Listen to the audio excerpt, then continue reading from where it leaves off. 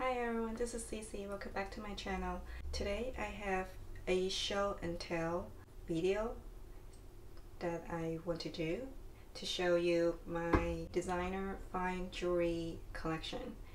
I don't have a whole lot of jewelry, especially fine jewelries, so it might be a very quick video, and I'm totally doing like freestyle. I have not thought of what I'm going to talk about, so as a show and tell video, I'm just going to freestyle. So let's get started. So first I want to show you what I'm wearing currently. I am wearing the Cartier bracelet, the Love bracelet, a classic. I feel that's like everyone must have. And my engagement ring and my wedding band on my finger here. And then a 5-year anniversary Chanel Coco Crush ring that I will show you, also my husband's. So I have this jewelry case here. It's totally overkill because I do not have a lot of pieces that can fill up the whole jewelry case. First would be the top tier. The second shelf is totally empty. Like I said, once again, I don't have a lot of fine jewelry, not to mention designer jewelry. So first thing would be the very obvious Hermes. It's a big piece. It's the Hermes Farandole necklace in size 160 cm. It is the longest one, maybe. I'm not sure if they make anything longer than that, but it's very long. It's definitely long, and if you're gonna double loop it, it will look like that on you. I think it is a very classic and it's very simple. I think Hermes made like the most minimalist type of jewelry. I used to hate, so here I gotta confess, I used to hate Hermes fine jewelries or the jewelry in general, because to me, like, why would someone spend so much money for such boring jewelry pieces? But as I get a little older now, I actually become more a minimalist than I used to be. I am still somewhat like loud in terms of my style occasionally now, but I am mostly kind of minimal. At least I try to be minimal with my entire ensemble. So I tend to actually appreciate more and more of the Hermes jewelries. Like, oh, I just tend to like them a little bit more. So I start to collect them bit by bit. And like I said, this is the first piece fine jewelry I get from them. It is the Farandole, a classic and versatile piece. You can use it for so many different purposes.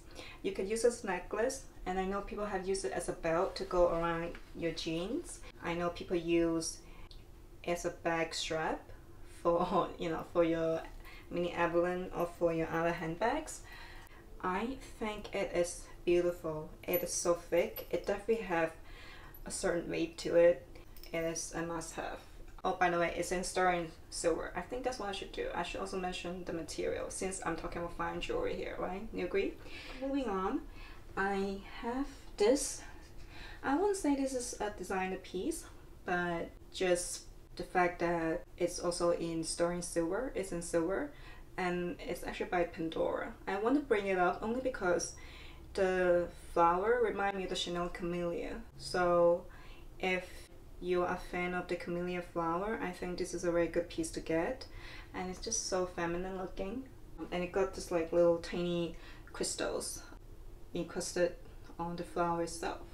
And the next thing I want to go over would be this Plumeria flower ring, tricolor. It got the yellow gold, the rose gold, and the silver, and also got tiny diamonds on the flower. I got this from a local jeweler in Hawaii called Maui Divers, and I'm totally mesmerized by the Plumeria design. So I said to myself, I gotta have a souvenir piece from the Hawaii trip back in July, and I have a fantastic unboxing video. I can link it above and you can go watch. So the next thing would be a Tiffany ring, and it's in silver.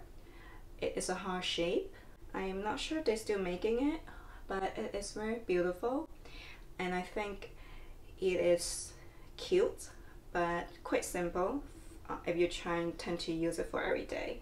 I use this a lot even when I'm at work because I work in healthcare, so I actually do not wear my engagement ring at all at work. I do not wear any pieces that's protruding, especially my hands, because I use my hands a lot. I have to use gloves at work. Let's move on to the more like top-notch designer brands. First, I have the Cartier Love ring. This is in white gold. I use this almost every single day, whether I'm at work or not, or just on my day off. It's a very good layering piece. It is very pretty and simple, and like I said, it's a very good layer piece. You can wear it almost with any outfit, and I really love the fact that nowadays you can mix and match the different types of gold in your entire outfit, because in the old days it's like a non-spoken rule that you should try to match up your hardware or your jewelry color. In the old days, if you're wearing something silver, then you should only have, wear like silver or like platinum or white gold jewelry. The same case for like yellow gold or rose gold, but now you can mix and match. I really love that flexibility, because a lot of times it's really hard to match, especially when you have to consider the fact that you have to also match the hardware with the handbag that you use or your belt. So I love that. And the next piece I have is my husband's 5-year anniversary ring, which is the Coco Crush from Chanel. Mine is in yellow gold and his is in rose gold, which is a very subtle pink gold in my opinion, and it's very nice looking. I will go over the different types of rose gold that I get from some of the designer brands, because I think it's a good comparison for you out there to compare the different rose gold, because I know certain people do not like too much of a pink in rose gold. I'm one, for example. The second shelf or second drawer is totally empty. I do not have a lot of pieces, and this will be more interesting maybe to most of you. It's the necklaces and the bangles right here, like the gold bracelets I got from the designers. Probably like the most expensive pieces I own in my fine jewelry collection. I only own a few necklaces from the designer brands. First one would be actually my first ever designer necklace. It is the Tiffany Infinity necklace. It's in silver. I bought this when I first started working after I graduated from university, from college, and I loved that entire experience. It might be the first time I actually entered a boutique, a Tiffany boutique, and the sales associate was lovely. She helped me out to picking out what I want, and I have always loved the infinity design. And so when I walked into the boutique and I specifically request to see the infinity collection, I finally settled on the necklace, because I think it just, obvious when you use it, people would see it, and I have loved it ever since. I use it a lot. I wear it at work sometimes as well. The second piece would be also in sterling silver. I think the name is called Return to Tiffany for this style. It features a heart and a key. I mean, I haven't looked this up myself, but I think it is, the meaning behind it is you got the key to my heart, which is quite a sweet message. And I have this extender here because the one I bought is a 16 inches long chain. I actually wanted, okay, so there's a story to it. This is not the first piece I got from Tiffany. Like, this is not the original one that I got from Tiffany.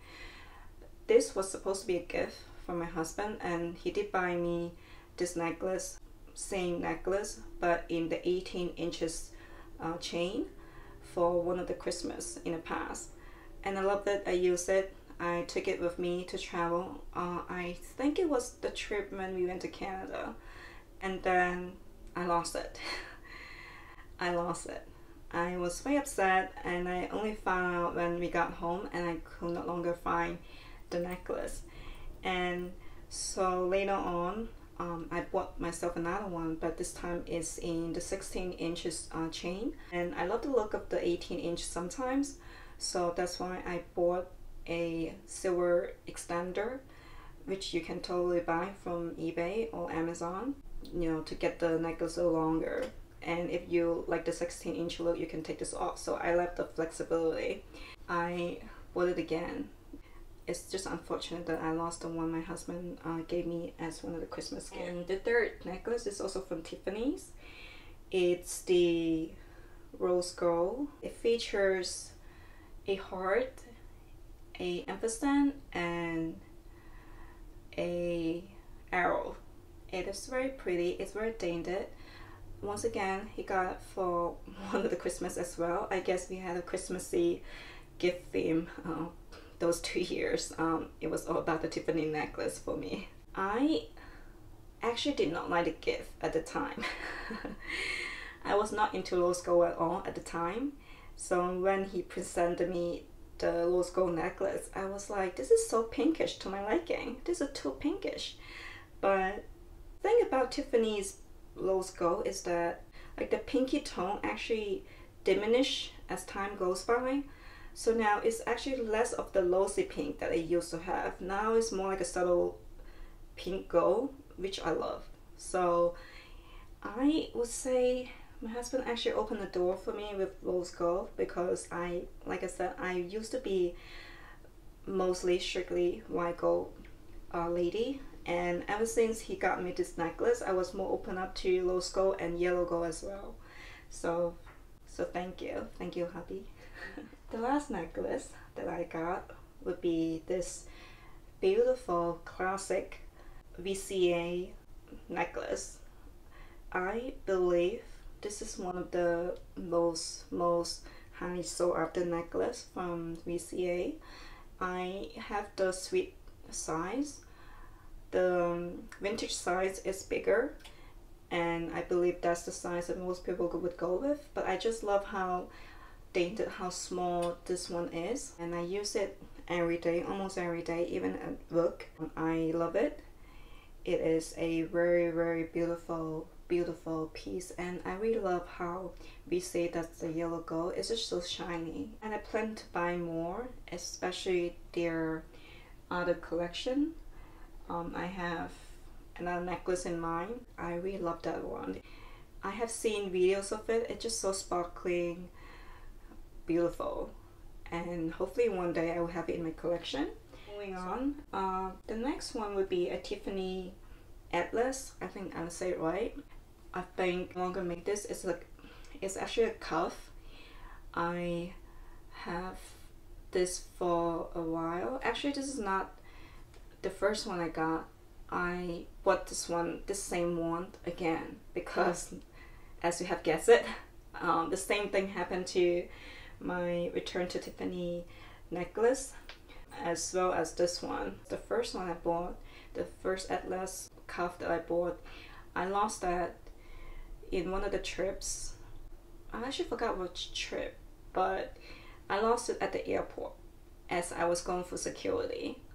I took my Tiffany bracelet off just in case, so it's probably got lost in one of those bins that you have to, temporarily collect your stuff, like your backpack, your handbag, your watch, your phone, your shoes, whatever. So it's probably lost in one of those bins, and I couldn't find it. I even trying to go back to the security gate trying to look for the bins, but I think it was too late because someone probably had taken it. I got upset, but I went to find another piece from one of the resellers. It's a vintage piece. I love it because it just goes well with so many outfits. It's so simple looking. I love it. It's one of my favorite pieces from my collection. The next one would be also a Atlas bracelet. As you can tell, I really love this design. I love the Longman numbers on it. It's just so simple and like minimal looking. I actually bought this after I lost my Atlas bracelet. I really wanted to find a replacement, so that's why I bought this. But then again, I still miss my Atlas cuff. That's why I bought this again after I bought this one. So I love this nevertheless, even though it was not totally what I was looking to replace. But I just love the fact that, you know, it's a slightly different design, but also very pretty. So the next thing would be the Cartier JUC bracelet. This is a classic. I probably don't have to explain too much as to what it is. You just wear it this way. Sorry, I did a really bad job in showing you how to wear it properly. But here it is. This is in actually the rose gold.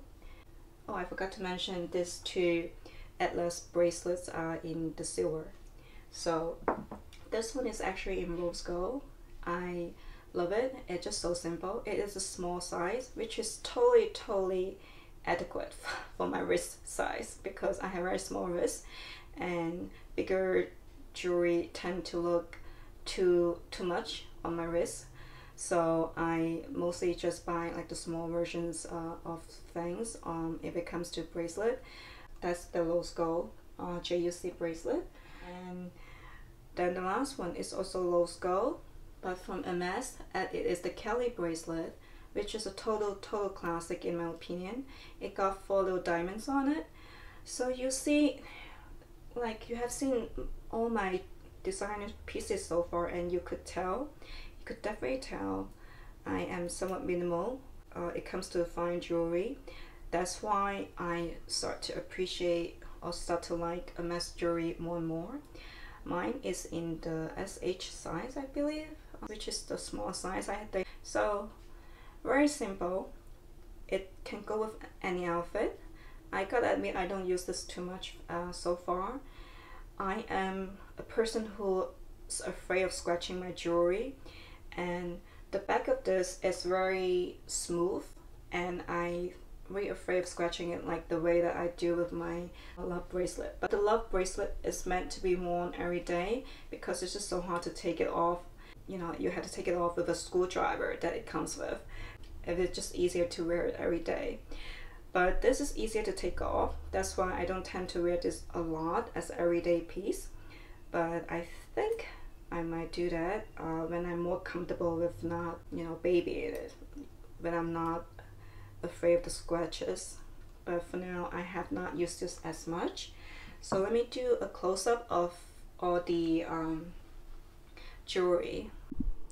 So first I want to give you guys a close-up comparison between the Cartier yellow gold and rose gold.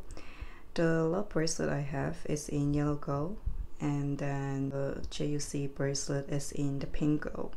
So you see, like, the pink gold in Cartier is almost like yellow gold. It's like a light yellow gold in my opinion, and then the yellow gold is a yellow gold. So for those of you who really, you know, trying to decide or worry if the pink goes a little bit too much, I assure you that the Cartier pink gold is very subtle. It's not something that you would be afraid if you don't like too much pink. Okay, so now I want to give you guys a close-up comparison of the different pink golds in different designer brands. So we have here the Chanel Coco Crush ring. This is in rose gold as well. I mentioned it, you know, this is my husband's 5-year anniversary ring, and it is a very subtle. And we have the Tiffany's rose gold as well. And the necklace was actually very pinkish, absolute pink, when I first got it about 3 years ago, I would say. And as time goes by, the pink actually diminished quite a lot, and so you have here what appears to be a little bit more like a light gold, but I would say out of all the brands that I'm comparing, in my opinion, Tiffany's pink gold is like the most pinkish. Then you have the Hermes pink gold as well in the Kelly bracelet. It is subtle. I actually love it. It does the pink gold very well. And then you have the Cartier JUC bracelet in rose gold as well. It's almost like a light gold, like a light yellow gold. So it's definitely not pinkish in my opinion.